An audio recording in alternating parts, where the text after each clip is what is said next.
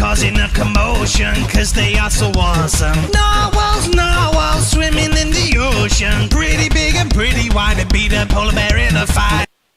And what's going on, guys? Narwhal here, back again with another video, and today we're going to be doing something a little bit different. It's not going to be like the rant video that I posted yesterday. Yesterday I was just in a really sour mood. I was very salty after that loss. It was absolutely disgusting. But to follow up that, I thought, let's talk about FIFA. Let's see the things that are wrong with FIFA and what they should change, what they could improve on the game, and what to hopefully expect for FIFA 18, because the title's coming out soon, and I think that there is still large room for improvement. This game was probably the best edition of FIFA in the previous years, but I still think that they could do something better. So we're going to talk about a couple of things that they could change. Now let's start off with injuries, because injuries are a pain in the ass this year. And as you can see right here, I have Anthony Martial, who is injured, his knee out for 2 games. And you just have to keep stocking up on all of these injury cards, and it's honestly just a pain because these injury cards are so inflated.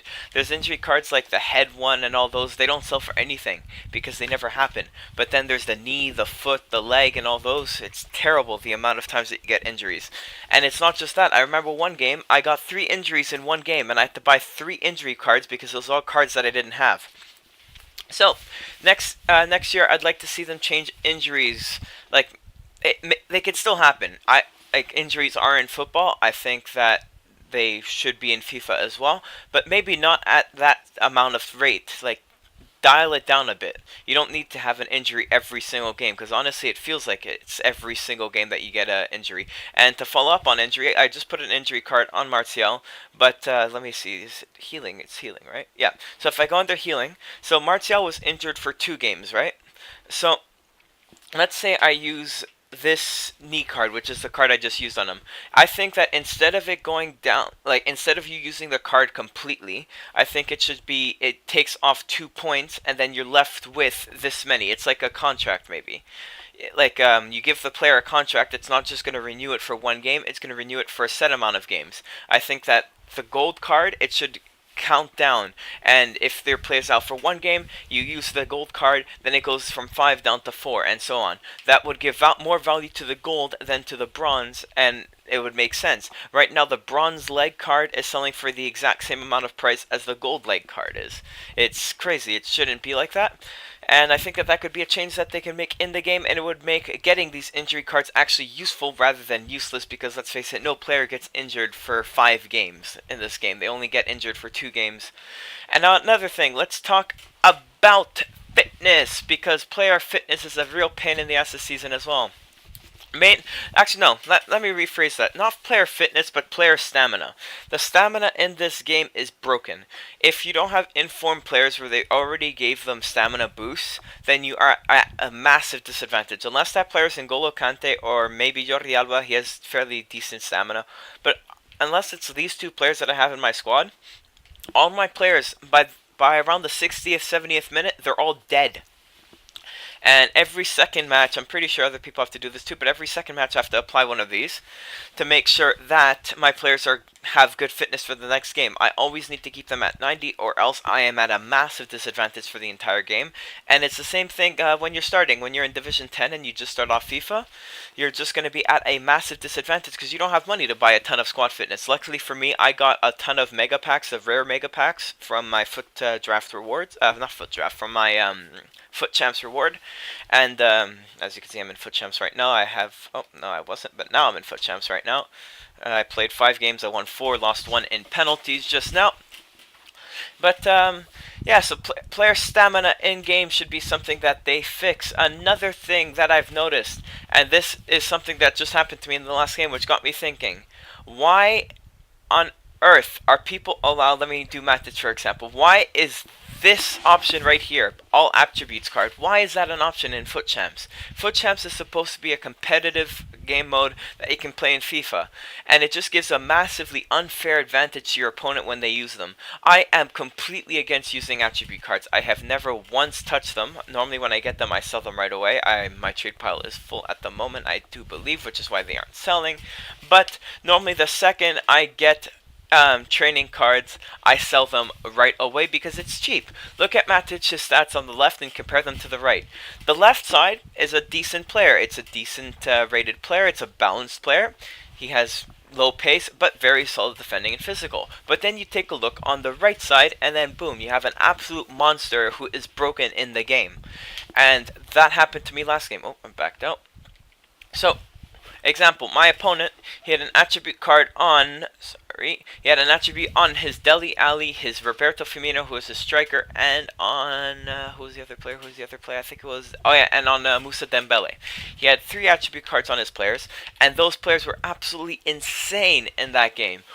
I think that in order to make Foot Champs a proper competitive game mode, and not to reward quote-unquote worser players, they need to just completely remove attribute cards from Foot Champs. Now, I'm completely against attribute cards to be used in FIFA in general, but I'm saying mainly in Foot Champs for now because they're not just going to get rid of training cards. I mean, it's a way for them to make money, I guess, if people use it, but yeah, it's the attribute cards are just a real pain in the ass. Next point I would like to make is wingers. Now, before I make this point, I'm just going to mention, I don't mean put them into the middle, I mean let them switch rings. Now, position cards, that's what I'm on about. These things right over here. Now, as you can see, there's when your players play in the midfield, there's good variety. They can go from a center defensive mid all the way up to a striker. That's good variety. But the problem comes with the wingers. The wingers, they give you left mid, a left wing, and a left forward. Now, what I don't think that they should allow you to put the left wings and the right wings in the middle, because that would just be completely broken, having a 94 Ronaldo playing at striker but actually being on full chem. I think that that would just ruin the game, and the whole game would just be flooded with left wings and right wings playing striker rather than proper striker. So I don't think they should do that. But I think that, like in real life, let me think of an example. Mkhitaryan. In the game, he's listed as a right mid. You could bring him all the way up to a right forward, or you can keep him at a right mid or right wing. But I think that since he also plays at left wing for Manchester United, I think that they should also give you the ability to switch him of wings. That means put a position card, a position modifier in the game that says, okay, you have a left mid, you could put him to a right mid, or you have a right mid, you could put him to a left mid. I think that that would be completely fair. I don't think that there would be anything broken with it, because there's still a left wing and a right wing, they're still fast players, and it would help build some nice hybrid teams with having all your players on full chem. Same thing goes with fullbacks. I think that a player like Azpilicueta, he plays in the left back position and in the right back position. He is a very versatile player, and I think that they should show that in the game. I think you should be able to put your left back at right back and your right back at left back. Now, let's say, for example, Kyle Walker. He has 2-star weak foot. So let's say, and I think it'd be fine, because let's say I put Kyle Walker at left back. If I do that, Kyle Walker has a 2-star weak foot. So if he's playing left back, he's going to be at a massive disadvantage in comparison to having a proper left back at left back. But it would still be a nice bit of variety. Now, I don't think they should allow fullbacks to play at center back, because imagine having this as your center back partnership. This would be absolutely broken, and I don't think that this should be in the game. Imagine having a player with 93 pace and 90 pace in the center back position. It would be broken. So, I think that that should be a change that they do in the game. And aside from that, I think that this game, they really hit the nail on the head for this iteration of FIFA. One last thing that we'll talk about is the packs. Now, packs are a big problem in this game, and in all games of FIFA, really.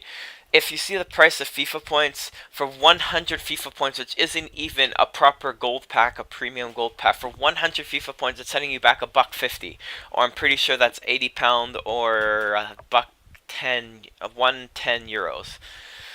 Then 250, that's almost $4. 500. The prices for these FIFA points are absolutely immense, and for the amount of money that you're spending on this game to get the FIFA points, they give you absolutely fuck all in packs. The packs are absolutely terrible. There's there's honestly no point to opening packs, which is why I'm very glad that they added Foot Champs into this game. Because if Foot Champs wasn't a thing in FIFA, there's no way that I'd be able to afford this squad. Because right now, if I look at my team, I have David De Gea, who is 100k. I have Sergio Ramos, who's another 100k. Jordi Alba is 50k.